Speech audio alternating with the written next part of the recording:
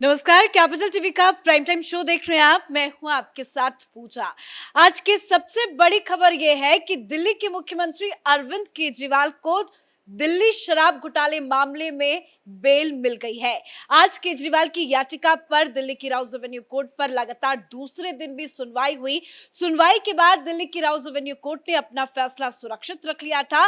बस कुछ देर पहले ये बड़ी खबर सामने आई है कि केजरीवाल को बड़ी राहत मिल गई है और कल केजरीवाल जेल से बाहर आ सकते हैं। तो इससे जुड़ी तमाम बड़ी अपडेट आपको बताएंगे कि आखिर क्यों केजरीवाल को ये बड़ी राहत मिली है। मेरे साथ जुड़े हैं कैपिटल टीवी के editor in chief doctor Manish Kumar. कल ही राउज एवेन्यू कोर्ट ने केजरीवाल की न्यायिक हिरासत को 3 जुलाई तक के लिए बढ़ाया था और आज वही कोर्ट उसको रिहा भी कर देती है। क्या हुआ है ये खेल? देखिए, पहली चीज ये समझना चाहिए कि ये जो राउज एवेन्यू कोर्ट में जो रेगुलर जज जो इस सारे केसेस के ऊपर अब तक सुनते आ रहे थे, पहले जज नागपाल थे। अब जो आज फैसला आया है, ये एक वेकेशन बेंच के तहत एक नए जज के द्वारा ये फैसला दिया गया। अब इसमें 3-4 चीजें जो मार्क करने की है, क्यों हुआ, कैसे हुआ, यह भी समझना है। आज जब ईडी की तरफ से राजू साहब अपने बयान अपना दलील पेश कर रहे थे, तो बीच में उनको रोका भी गया। उन्होंने कहा कि हमारे पास सीडीआर है, सारे सबूत है। जज की तरफ से कहा गया कि नहीं नहीं नहीं, बस दैट इज इनफ। एक दूसरी चीज, बार बार ये कहा जा रहा था कि भाई आपने आधा घंटा मांगा था, आप ज्यादा समय ले रहे हैं। मतलब ढंग से पूरी बात सुनी नहीं गई, एक चीज। दूसरी चीज कि जब हियरिंग खत्म हो गई, कल बताया गया था कि भाई इसको लंबा नहीं खींचेंगे, तो आपको फैसला सुना देना था।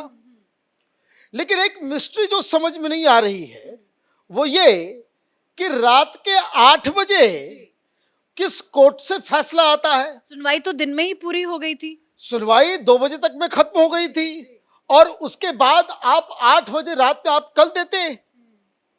और जब ये फैसला दिया गया तो एएसजी की तरफ से ये डिमांड किया गया, ईडी के वकील की तरफ से ये कहा गया कि आप हमें 48 घंटे का मौका दीजिए ताकि हम एपेलेट कोर्ट मतलब हाई कोर्ट जा सके, सुप्रीम कोर्ट जा सके इस फैसले के ऊपर। इसलिए अभी बेल बॉन्ड के ऊपर साइन जो है आप रोक करके रखे, तो इसके ऊपर भी मना कर दिया गया। मतलब जज नया आर्गुमेंट ढंग से सुना नहीं गया, फैसला 8 बजे रात में, और एक लीगल डिमांड की गई कि भाई इसमें जो है हमें अपीलेट कोर्ट जाने का मौका दिया जाए, तो फिर इन लोगों ने मना कर दिया। तो खैर ये कानूनी दांवपेच है। मूड ये लग रहा है कि जिस तरीके से ईडी की तरफ से ये कहा गया कि हम अपीलेट कोर्ट जाएंगे, तो इस फैसले के ऊपर ये लोग कोर्ट भी जा सकते हैं, आगे लीगल क्या कार्रवाई कर सकते हैं वो ईडी जाने। लेकिन मैं देख रहा हूं कि जैसे ही खबर आई, ये पल्यूट करने लग गए, दिल्ली को पटाखे फोड़ रहे हैं। ऐसा लग रहा है कि वो बरी हो गए। ऐसा लग रहा है कि जश्न तो मनाया जा रहा है क्योंकि केजरीवाल के घर में फिलहाल अभी आम आदमी पार्टी के कई बड़े नेता भी पहुंच चुके हैं, आतिशी भी जा रही है। देखिए, वो ठीक है आप वहां पे जाए, लेकिन आप इस तरीके से मीडिया उसको दिखा रहा है कि जैसे सारे चार्जेस खत्म हो गए, अभी सीबीआई की कार्रवाई बाकी है, सीबीआई गिरफ्तार कर ले फिर क्या होगा। तो ये थोड़ा जल्दी सेलिब्रेशन, थोड़ा जल्दी जो है, और सत्यमेव जयते और जैसे जो है ये लोग जो है वो कर रहे हैं। कल अगर हाई कोर्ट या कहीं और कोई लीगल रेमेडी के लिए ईडी नहीं जाती है, तो कल अरविंद केजरीवाल बाहर आ जाएंगे। लेकिन आज कोर्ट में जो हुआ उसको भी समझना जरूरी है। आज कोर्ट में 4-5 ऐसी चीजें कही गई जिससे ये साफ होता है, और ये दिन के उजाले। भाई आप ये समझिए, मनीष सिसोदिया को Rouse Avenue court, high court, supreme court, और सुप्रीम कोर्ट के बाद सुप्रीम कोर्ट के फैसले के ऊपर आपने रिव्यू में डाला, वहां भी आपकी कोई सुनवाई नहीं हुई। फिर आपने जो है आखिरी दाव जो सुप्रीम कोर्ट का जो है क्यूरेटिव पिटिशन आपने डाला, उसमें भी आपको कोई सुनवाई नहीं हुई। लेकिन उसी चार्ज में अरविंद केजरीवाल को लोअर कोर्ट से बेल मिल जाती है, और किस सर्कमस्टांसेस में मिल रही है ये अपने आप में कई सारे ईडी सवाल ने खड़े कर आज रहा जो है। दलीलें दी हैं, ईडी बार बार कह रही है कि उनके पास पुख्ता सबूत है, हवा में ये पूरा केस नहीं बनाया गया, केजरीवाल के खिलाफ सबूत है, तो अब क्या ईडी चुप और शांत बैठेगी? देखिए, ईडी के पास क्या लीगल ऑप्शन है, क्या वो ऑप्ट करेगी, क्योंकि एक चीफ मिनिस्टर है, राजनीति भी इन्वॉल्व है, बहुत सारी चीजें जो है इसके अंदर है। लेकिन तीन चार चीजें जो बिल्कुल इस शोर शराबे में भूलने की नहीं है कि आपने एक दिल्ली में कानून लाया जो कार्टेलाइजेशन के लिए ही किया गया। पहली चीज, इस पॉलिसी से साउथ लॉबी ने पैसे कमाए, पैसे खाए और खिलाए, ये भी दिन के उजाले की तरह साफ है। क्योंकि जो आदमी पैसा कलेक्ट कर रहा था वो अरविंद केजरीवाल का आदमी था, जो गोवा में पैसे बांट रहा था वो अरविंद केजरीवाल आम आदमी पार्टी का व्यक्ति था, जो चंद्रप्रीत सिंह।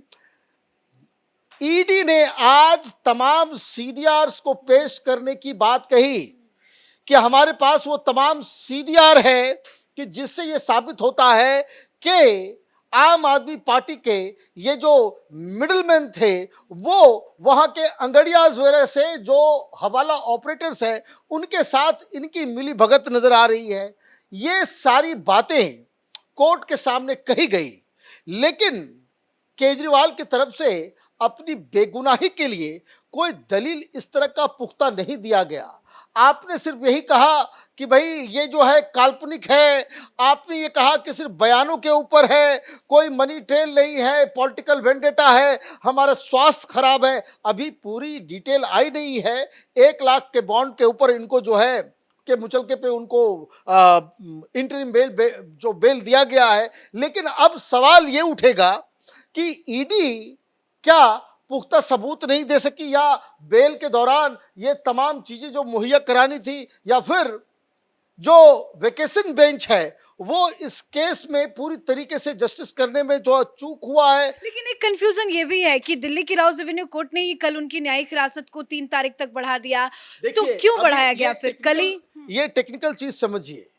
दिक्कत क्या है कि जनरली क्या होता है कि जब आप जो कोर्ट जो है नॉर्मल सेशन में जब चलती है तो एक ही जज आपको बाकायदा सारे केसेस को सुनते हैं।